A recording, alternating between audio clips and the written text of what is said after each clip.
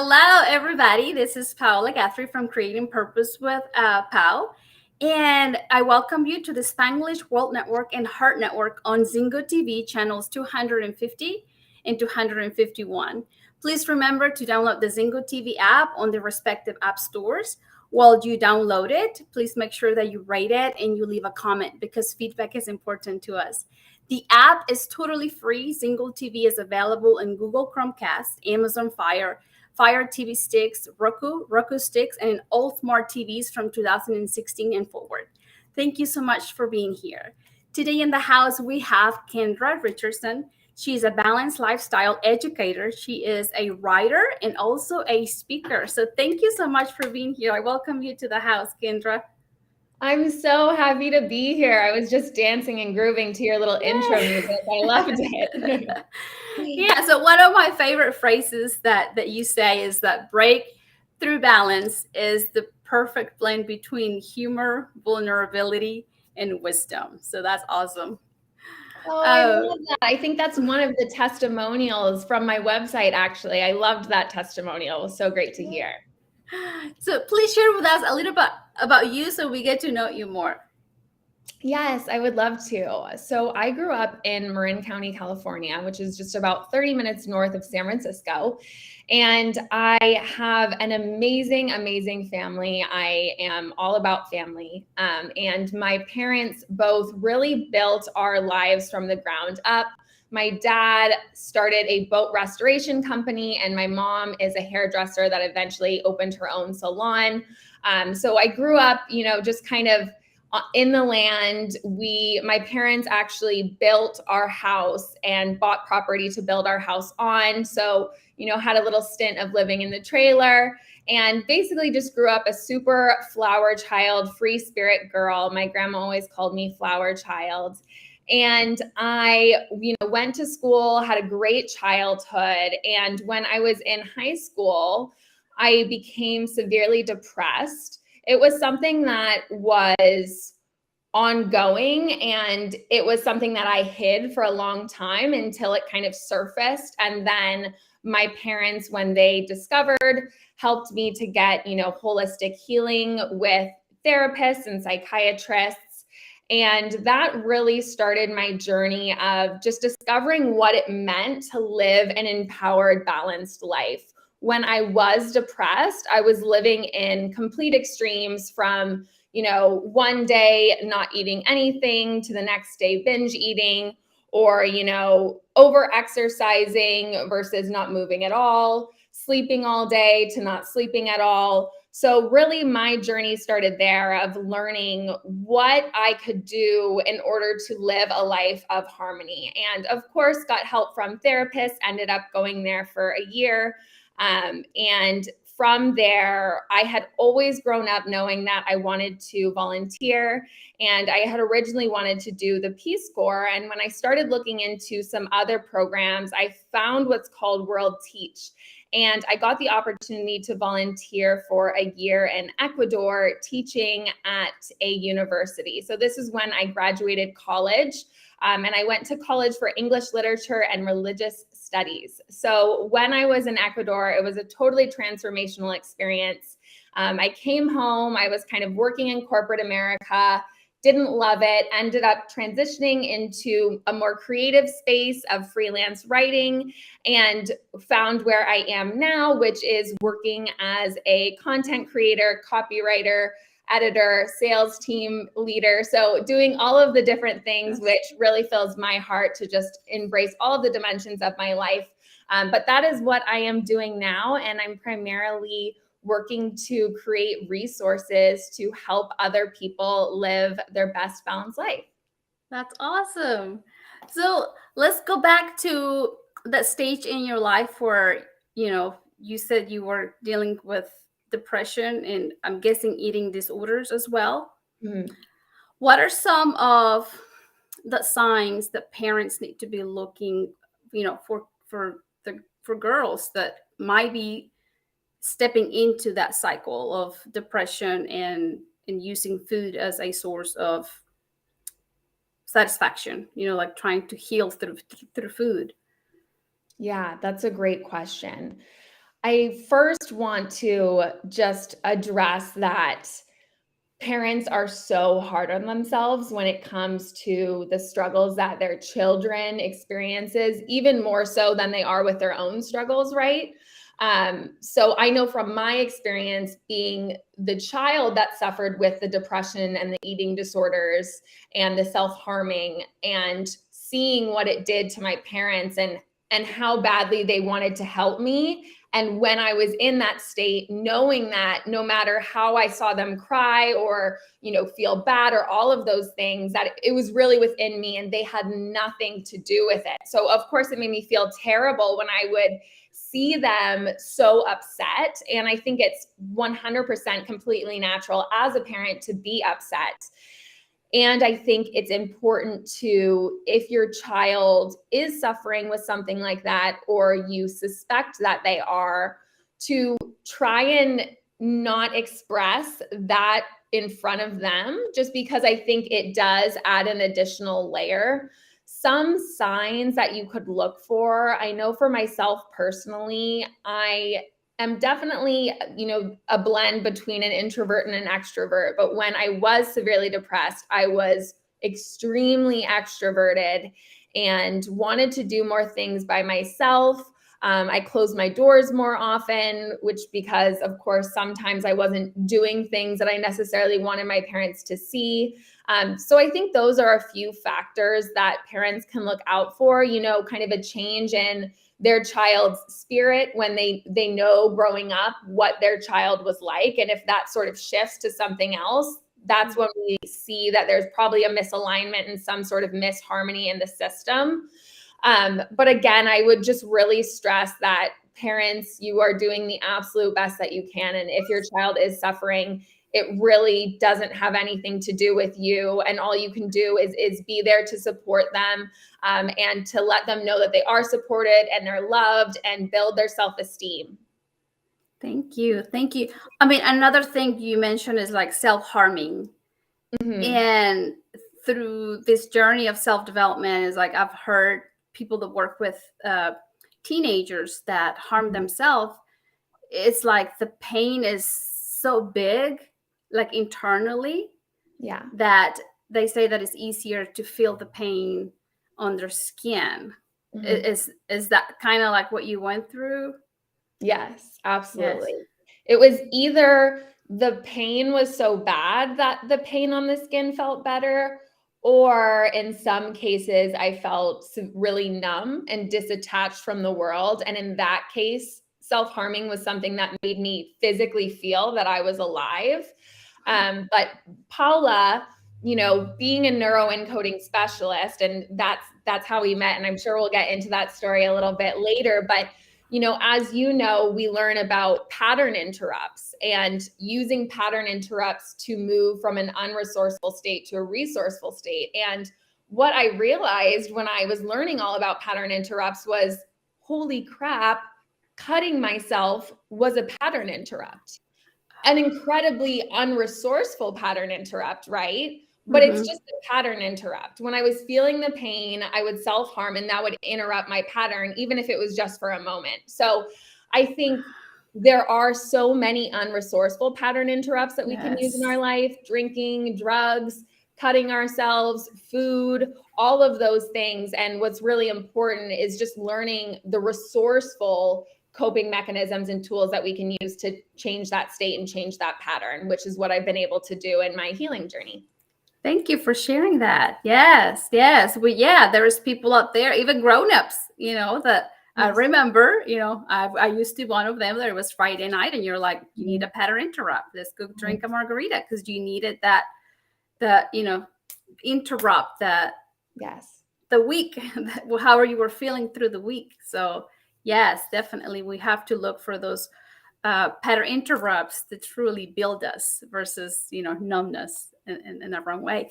Do you think it's part of perfectionism that as women our limbic system is larger, which is that's our emotional brain? We're able to feel more. We have a way more variety of emotions than a male brain. And it is a blessing because we're able to show more compassion, kind, we forgive more, we tend to express more love as well. But then it comes with a lot of rules. Do you think Mhm. perfectionism was, I mean, what do you think about perfectionism? I'm trying to tie it down to maybe you felt like you had to be perfect, and that's what you were trapped in that cycle. Yes, absolutely. For myself personally, I think perfectionism in general, and especially as you were talking about it in relevance to the genders, I do think that there's, social constructs that have leaked into kind of the women's perfectionist mindset, even more so than the males. But I'll just speak from my own experience in terms of perfectionism. And it absolutely was a piece of my depression. And I grew up a very severe empath and someone who was always curious and a very deep thinker from a very young age. And I would often get made fun of for it, but I would just always be asking these big life questions. What's right? What's wrong? Why is there suffering? Why is there this? And so I think for me, my desire to find the answers, to find the truth, to find what was right and wrong, and thus where I fit into the world and what I was put on this earth for, that contributed to perfectionism, which is really just self-sabotaging, because perfection is not attainable. And when we strive for perfection, we are just setting ourselves up for failure. I love this saying from Elizabeth Gilbert, who wrote Eat, Pray, Love. And it is that perfectionism is just fear in high heels.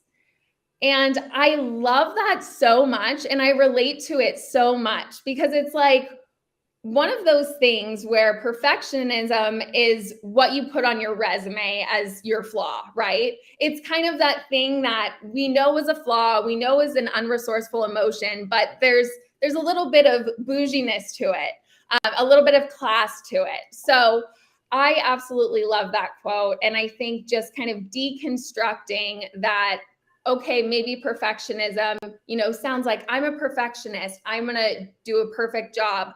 But really what it is fear that you're not good enough, or that you're not knowing the truth, or you're not doing what's right, which were those things that I was so concerned about from such an early age.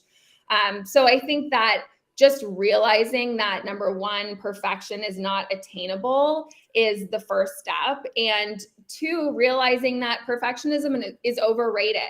Because if everything were perfect, we would never experience these elevated states of joy, these elevated states of gratitude, these elevated states of happiness. It would all just kind of be just one line going across. And I'm sure, Paola, in your life and other people watching this as well, you may have discovered in more than one case that it's often in your mess that you find a message. And in your pain that you find your purpose. So I think leaning into those imperfections and embracing them is where we really find true happiness. That's beautiful. Yes, yes. And as in a journey as in motherhood is where Mm. I learn that it was okay to being, imperfect. And it Mm. was okay to just go with the flow. Yeah. Because I can't, like here comes to this is one of my biggest blessings that I have to, be grateful for, for you, for Joseph, for the team that that teach us. You guys are mentors, and I'm grateful because I'm a better parent, because I have been in this journey, and I know that being perfect, that has no standards. Mhm. Has no standards. So as a mom, I think, and as a wife, has truly allowed me to grow, because it is through the adversity that I don't know how to handle the situation that we find, the message is, you find the joy, the gratitude, and the truly beauty of life. Yeah. So for any of our beautiful women out there that you feel trapped, in a world where you feel like it has to be perfect, that the marriage has to be perfect, that your children have to be perfect, that the workplace has to be perfect, that you have to be the perfect boss, allow us to tell you that that's not a happy place to be. You Mm-mm. know, it is not a happy place to be, because it is within the messy that we truly enjoy, life, and we get to see how strong we are, and how Mhm. much wisdom we're using, and how vulnerable we are. Yes, Being, had so much to learn still, and bring the humor, like, had absolutely. the flavor. So going back to you teaching us about your story, when you felt discouraged, when you felt depressed, when you felt this dissatisfaction of life, what was it like for any of our viewers out there that might be dealing with this situation, or they're trapped in this cycle? uh, Mm. what it was like. Yeah, that's a really good question. And to be completely honest, sometimes these questions are a little bit harder for me to answer, not because it brings up the pain of the past, because oftentimes I find when I look back onto this period of my life, I've blocked a lot of it out, I think, to protect myself from that pain that I Hmm. experienced. But when I really think back to that time in my life, I felt disattached from the world and from the communities around me. I felt numb at times, and at other times, I felt, extremely anxious and in despair. Um, in a way, I almost felt like I knew something that everyone else didn't, or that they knew something that I didn't. And I felt like I was living on a different planet.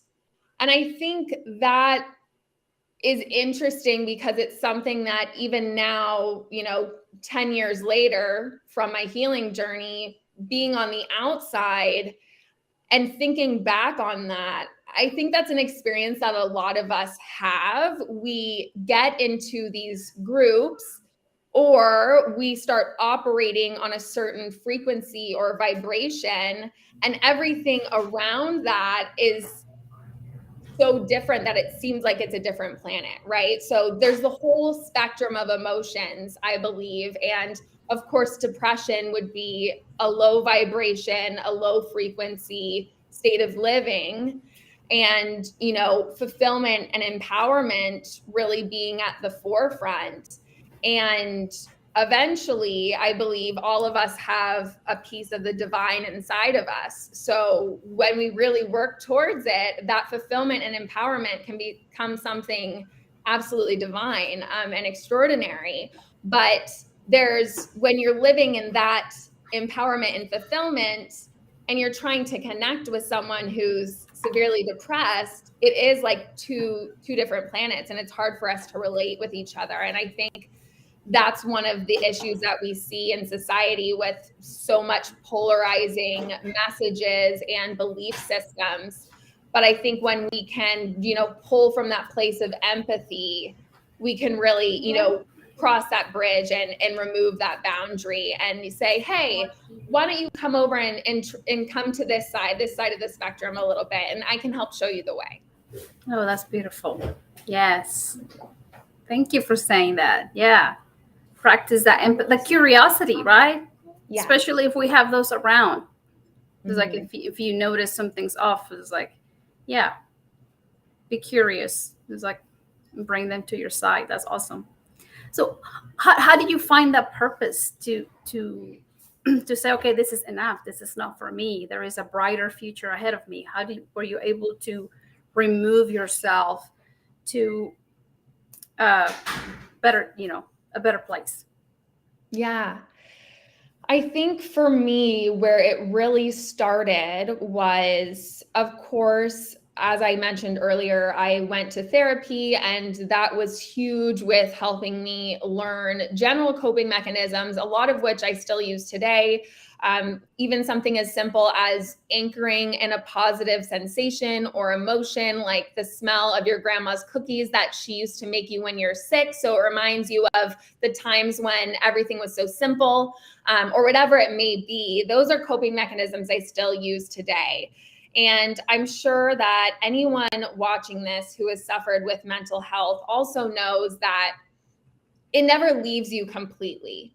You are always going to be the same spirit, and you're always going to have a mind that is not the same as your spirit, but it is going to be constantly running a feedback loop of different emotions, high and low. And so, of course, I've experienced low emotions since the time where I stopped self-harming. But of course, healing is a spectrum, and it's an ever-going journey. And so after therapy, I definitely had the foundation, but I wasn't completely, like, I wasn't where I am today, if that makes sense. And so after going to therapy, I went to college because I was around 16 to 18 when I was in therapy for about a year, 2 years. And when I went to college, I started to understand that people can be different, and it's okay that my story is my story, and I've struggled with these things and other people struggle too. And I went to Ecuador after I graduated and volunteered abroad. And throughout that entire process, I was exploring and experimenting and learning different things about my body and spirit's holistic wellness. And what I realized is it's all connected. So the life of your dreams begins at the elevation of your beliefs, but it also begins with the food that you eat. And all of these things work together to influence our mind and body into what we look like, what we feel like, how we interact with the world.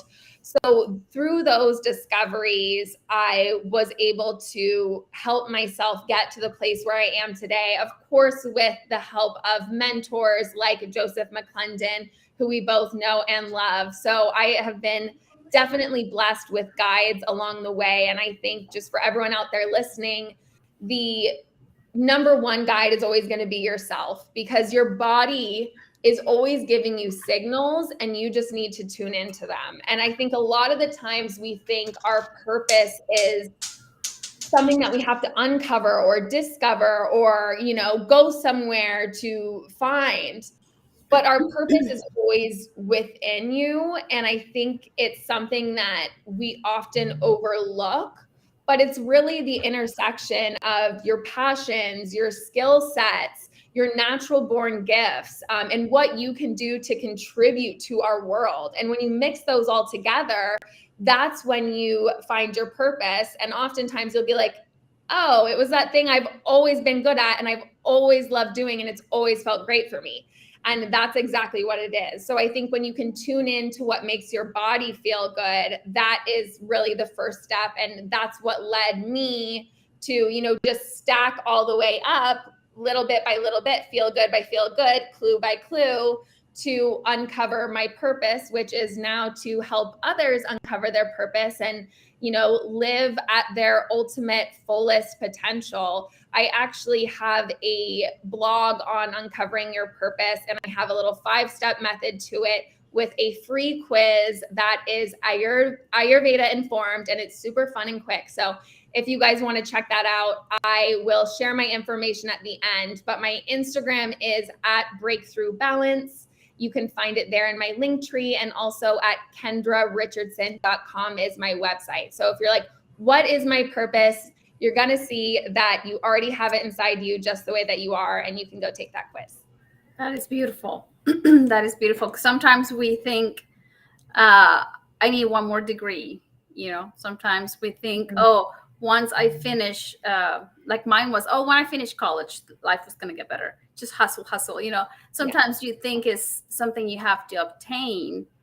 And it's not the car, it's not the house, your dream house you want to build that's going to bring you that level of purpose, but it is within you. And Mm-hmm. that is beautiful that you were able to discover, your purpose. You were able to experience uh, true light, true love. Thank you. Yes, it's self-accepting. That's what I'm going back to. Like, this is accepting who Mm-hmm. you are. Uh, as simple as that. It's like loving yourself, and knowing that you're worthy of being here. Mm-hmm. And then it's like you said, continue to stack up. Build success can only be built uh, with success on top of it. And success is different for every single one of us. For Mm-hmm. some people, it could be just joy, peace, practicing their Absolutely. faith.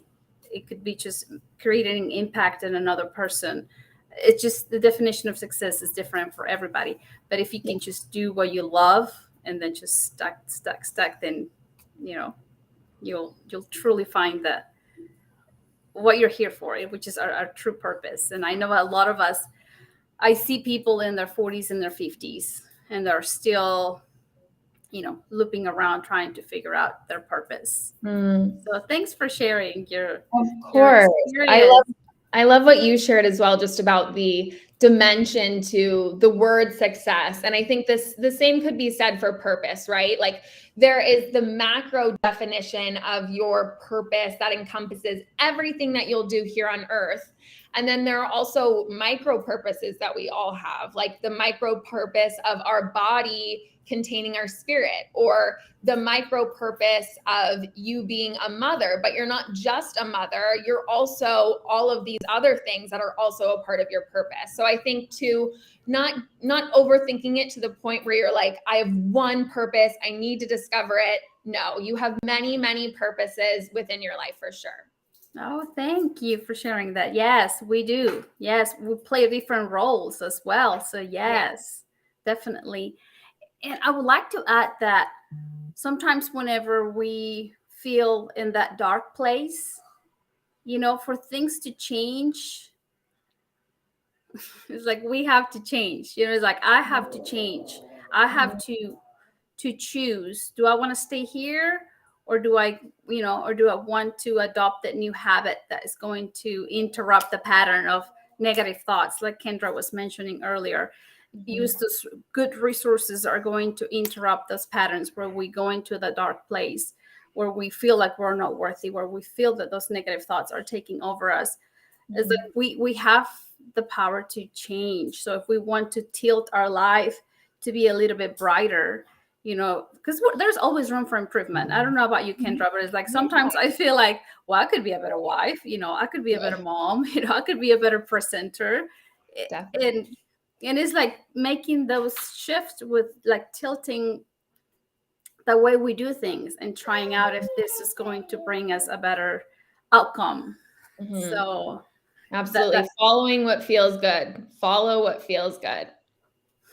yes, definitely. I use core values. I don't know about you. Do you use core values to realign when you're like doubting yourself? If this I have not. I have you have not. not? Okay, What yeah. does that look like for you? You choose core values to like the first time I use 4 core values Mhm. to truly transform my life. Mhm. I chose, like love. I chose laughter, courage, and creativity because I wanted to become a speaker. I wanted to create content. So those were my core values. But Mhm. now that, like, if I'm doing something and I feel disconnected, then I ask myself, am I showing up with love? Am I showing up with Mhm. faith, with gratitude, with joy, with integrity? So with that, then I realign because sometimes it doesn't happen as often, but at the beginning of it, it was a lot of self-doubt. It's like, am I on the right path? It's like I don't see uh I guess I was looking for external validation, Mhm. but I begin to build my internal validation with what I wanted and based on my core values. So I just didn't know if you use core values too. I haven't, but that sounds really awesome and definitely something I'd like to try. So tell us, share a little bit about what happened to you when you spend that time volunteering. What's something that you could recommend to us to volunteer and help others? What are the benefits of it, of your experience? Oh, yes. I love this question. So, of course, as I shared, I went to Ecuador for a year and taught there as a volunteer. And volunteering has really been something that I've been passionate about my whole life. So, I've worked at, Alzheimer's homes, and I also taught in Spain to some high schoolers, which was a volunteer thing. Working at soup kitchens, volunteering with the homeless. But what I love the most about volunteering is you go into it thinking that you're there to help someone else. And of course, most of us, that is our intention. We want to help other people. And yet, every single time I volunteer, I take away more than I expect to give going in. And I really feel like I'm the one who's being helped just with the perspective shift that comes from connecting with people from different walks of life and people that have had extraordinary lives and also lives of, immense suffering, and being able to serve and connect with them is one of the most beautiful things to me personally. I always grew up with the belief, and it was actually something that I sort of struggled with, was when I was growing up, I recognized how much privilege I had in my life. And, growing up in Marin County and seeing the affluence of the area and having a strong family and not having parents that were divorced, my parents stayed together, and all of those amazing things.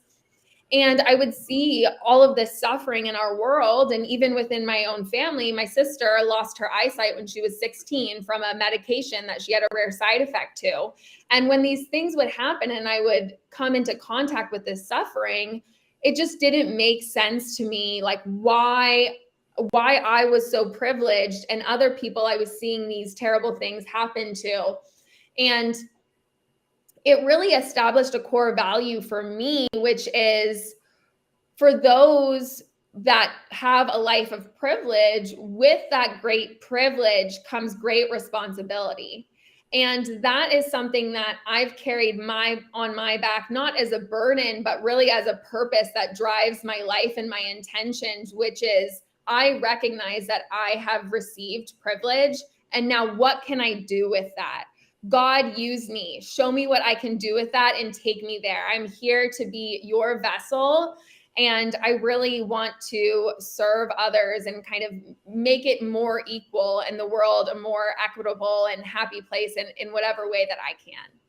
That is beautiful. That is beautiful. And you have worked with Dr. Amen, and that's one of the things that he recommends when we volunteer. He's a famous psychiatrist, by the way. So he recommends, whenever you go out there and you help another soul, it's like you're going, I mean, biologically speaking, it's like that huge dose of dopamine is going to be released within you. So you feel good about helping others. You feel good about knowing that you're helping one more person out there. So that is beautiful.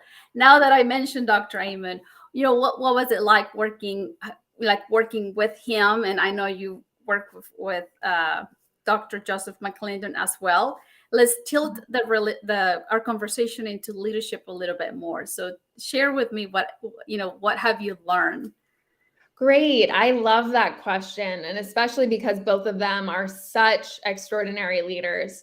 I will talk just a little bit about Dr. Amen first. I definitely have more of a relationship with Joseph just because I've worked with him for longer, about 2 years now. And Dr. Amen, I had the privilege of working with for about 6 months.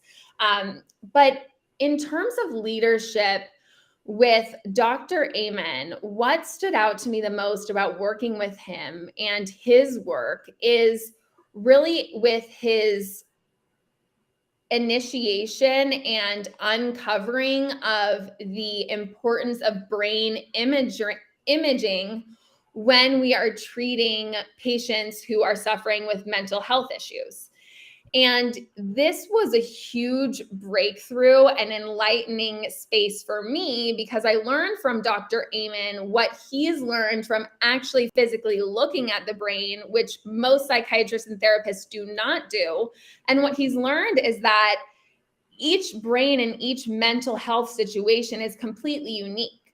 So there are what he's found so far, I'm going to get this number a little bit off, but somewhere around like 25 types of depression and 34 types of anxiety. So that was something that I never knew. I always thought that mental health, the way that traditional therapies make it seem, is so black and white. And so learning that was so enlightening and empowering because I really felt that when I went through the therapy process, I had a psychiatrist who, after talking to me for 15 minutes, said I was bipolar and wanted to give me medication for that. And I do not doubt that I definitely had probably some bipolar characteristics, which would make her think that when I was living in that state of depression. And at the same time, it is a little alarming when people are getting prescribed medication within 15 minutes without looking at their physical brain and seeing what's actually going wrong. So I am just so proud to have had the opportunity to work with Dr. Amen.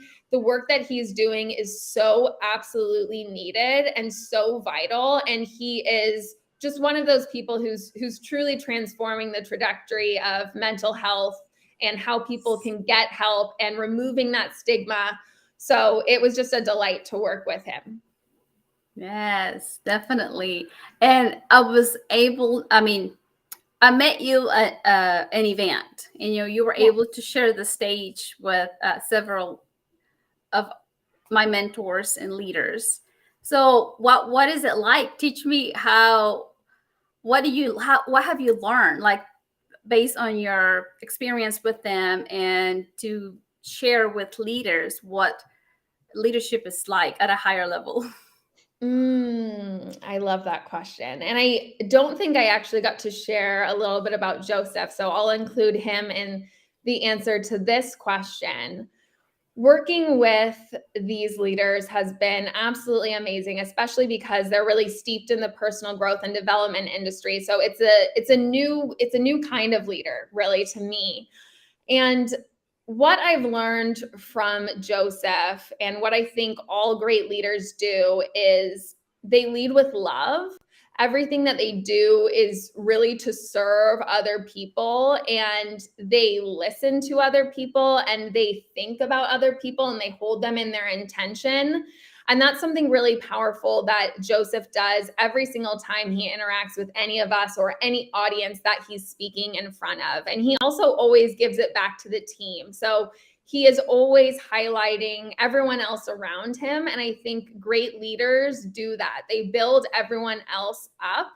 And they see the value and importance in each of the people that are within their community. Working with Joseph, though, has been completely life-changing. His methodologies and his teachings have absolutely supercharged my own healing journey and helped me elevate into these higher states of being, just in terms of my own personal mental health. And something that always amazes me about Joseph is it is rare that you will find a celebrity that is even more loving, even more mindful, even more present, even more truthful in person than they are on social media. And that is Joseph McClendon III. Like, he just gets better every single time you interact with him. And I've had the pleasure of interacting with him for long stints. We'll have a boardroom session and plan the next year of initiatives for 10 hours in a boardroom, and he doesn't get cranky. Like, he is just absolutely amazing. I was telling a friend about him the other day, and I said, when I think about Joseph, I really think about coming into contact with someone who's really in between our world and the next world. Like, you know, when you meet those people and they're just so spiritually connected and so wise that it's like they're no longer here, like they're on their way up. Like they're already in that middle ground of being half spirit and half human. And that is absolutely what Joseph reminds me of. And his presence in my life is something that I will cherish for the rest of my life. Thank you for sharing that, because my hobby is one of my hobbies is like study leadership and leaders. And what I am finding out is that a true leader shows up with those core values, the same core values each time. There is no difference roles, like that's what I'm trying to express. What I've learned is like they show up with the same core values each time at each situation. Seeing and experiencing the interaction with Joseph had taught me to be humble, like even more. Like there is no ego. I mean, I've never experienced any ego being around him. It's like very humble. And when you try to love him, like if you give him a compliment, he gives the compliment back at you. And it's like, oh my goodness, it's like he gives the love back. And that's my one of my missions that I feel like is like bringing that knowledge to the companies. It's like, this is what I've learned and this is what I have experienced, because you feel that, like you were saying, is like he shows up at a different level, and it's love. It truly, that's what it is. It's like that's the main ingredient that he uses, and there is no, because you see leaders out there and we're all learning, like I'm in the process of learning, but you see leaders out there that they shift their identity, like they are one way at this time and they'll be a different way at a different event or at a different meeting. It depends who they're talking to, and that's cool. They're on their journey of being a leader, but there is more than that. I mean, it's like there is more, and I would love to learn and practice and own that type of leadership that he represents. So yeah, so thank you for saying that.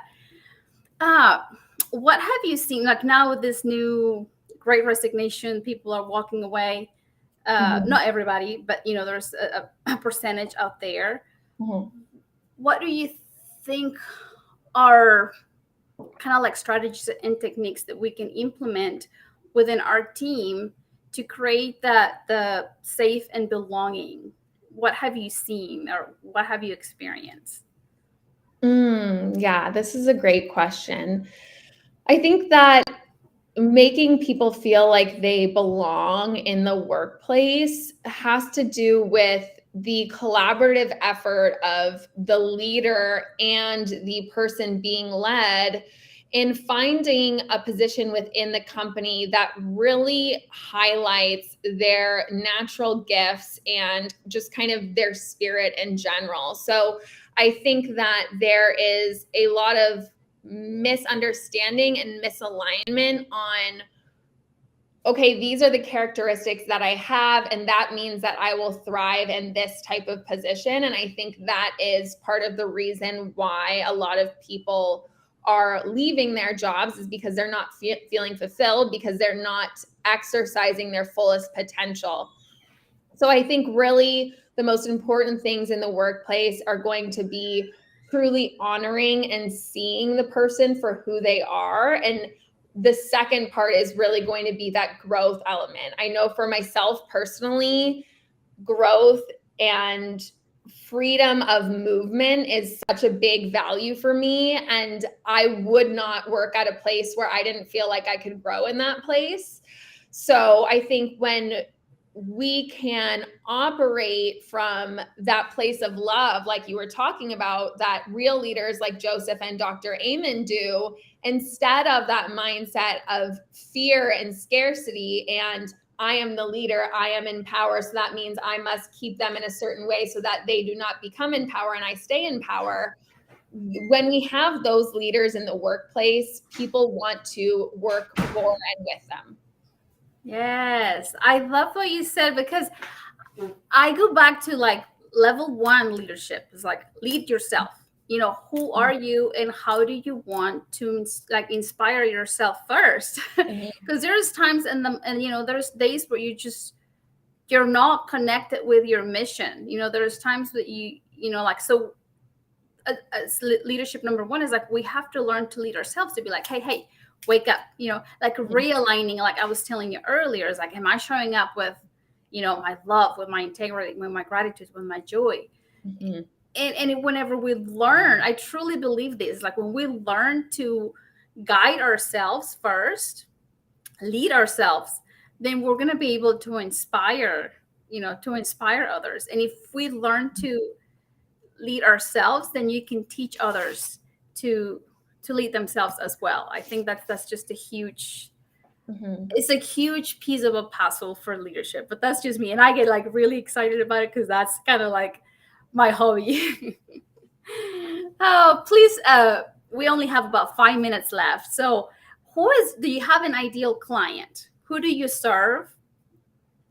And how can we Yes. find you? My ideal client is a want it all woman. So that means that you are a dimensional woman, which we all are, and you are seeking to empower all of the dimensions and different facets of your life so that you can do it all and still have harmony in your life. Yay! Yes, there's a lot of beautiful women out there that are trying to do it all, and they can do it all. They just need the right strategies and techniques where they can have peace within them as they're trying to do the task that they Absolutely. want to accomplish. I mean, as women out there, we have a larger precortal uh, Prefrontal frontal cortex. cortex. Thank Yeah. you. Uh-huh. Typically, women's do. So we tend to organize, be better at organizing, planning, getting the task done. It just typically, we just want to do more and multitask. So I believe in the power of women, but also we have to balance. And I'm glad you are here to help us with the right strategies and techniques. Where can we find you? You can find me at kendrarichandson.com or on Instagram, where I am most active at Breakthrough Balance. Yeah. Is there a last message you want to share with us today before we go? Mm. I think my last message would be to realize and get in touch with the divine that lives inside of you. And especially to my teens and my youth out there, because I suffered in my early years, and those are really hard years. I'm looking at the camera now. I see you. I see the divine in you. And even if life doesn't make sense right now and there's pain and you don't understand why, hang in there, because I promise you that when you're older, the dots are going to connect and everything's going to make sense. And you're going to see exactly why all of the experiences are happening for you, and they're going to be there to build the person that you are supposed to be. So stay in there, stay confident. I love you. You are divine. And that is it. And thank you so much, Paola, for having me. This was a delight and an honor. Thank you for being here. I'm always, like happy and excited to learn from you, and know that I appreciate you, I admire you, and I just cannot wait to continue to learn more, even more from you, Kendra. So thank you so much for being vulnerable and sharing your story and your message with us today. Thank you so much. That means Thank so you. much. I hope you all find a word, a phrase, an aha moment that you can implement into your life, that you can share with a friend, that you can share with a young teenager out there that is struggling, that you can better their life with our message today. So blessings to you all. Thank you so much. This show can also be heard on the Spanglish radio network. Please check spanglishworld.ca for all the news and programming. Spanglish World, watch it, hear it, read it, download it, and live it. Thank you so much, and blessings. We'll see you next time. Bye.